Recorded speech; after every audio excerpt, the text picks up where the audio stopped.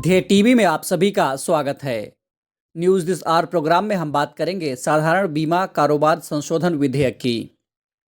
बीते 11 अगस्त को राज्यसभा में साधारण बीमा कारोबार संशोधन विधेयक को मंजूरी मिल गई, जबकि लोकसभा में ये पहले ही पारित हो चुका है।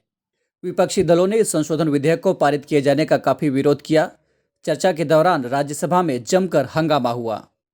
बता दें कि इस विधेयक के जरिए सरकार साधारण बीमा कारोबार राष्ट्रीयकरण अधिनियम 1972 में संशोधन करने जा रही है। इसमें भारतीय बीमा कंपनियों और अन्य मौजूदा बीमा कंपनियों के उपक्रमों के शेयरों के अधिग्रहण और हस्तांतरण की अनुमति का प्रावधान किया गया है। इस संशोधन का उद्देश्य सार्वजनिक क्षेत्र की बीमा कंपनियों में निजी भागीदारी बढ़ाना है। इस विधेयक के माध्यम से सरकार उस प्रावधान को बदलना चाहती है जिसके तहत सरकारी बीमा कंपनियों में सरकार को 51% हिस्सेदारी रखना आवश्यक है।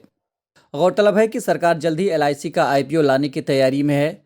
ऐसे में इस विधेयक के पारित होने से उसका रास्ता साफ हो जाएगा।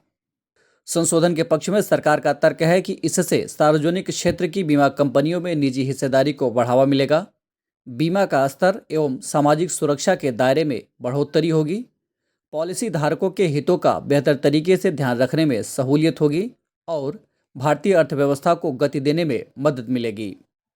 वहीं इससे अलग विपक्ष का आरोप है कि सरकार ने विधेयक पारित कराने में संसदीय नियमों का पालन नहीं किया है।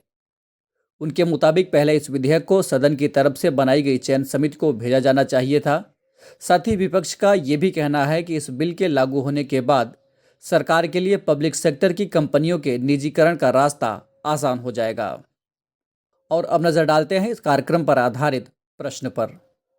साधारण बीमा कारोबार संशोधन विधेयक 2021 के संबंध में निम्नलिखित कथनों पर विचार कीजिए। पहला, इसके जरिए साधारण बीमा कारोबार राष्ट्रीयकरण अधिनियम 1972 में संशोधन किया जाएगा। दूसरा, इसका उद्देश्य सार्वजनिक क्षेत्र की बीमा कंपनियों में निजी भागीदारी बढ़ाना है। उक्त में कौन सा अथवा कौन से कथन सत्य हैं?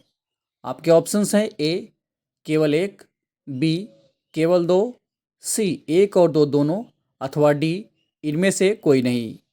आप अपने उत्तर हमें कमेंट बॉक्स में दे सकते हैं।